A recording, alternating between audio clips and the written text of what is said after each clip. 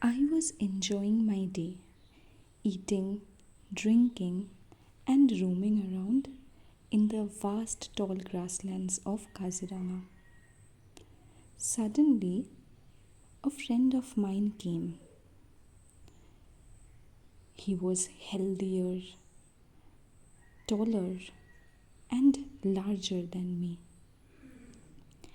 He crossed a long wheel just to visit me. At first, I was a bit frightened. What to do? Should I talk to him or should I ignore?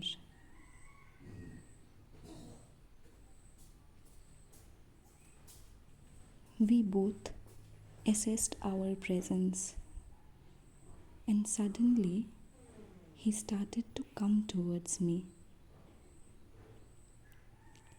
At first, I got frightened and thought of leaving the place.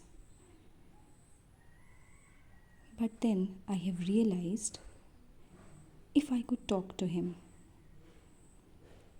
And finally, we have decided that we will not fight and will become friends forever. Thank you for watching the video, and please do like, share, comment, and subscribe to my channel.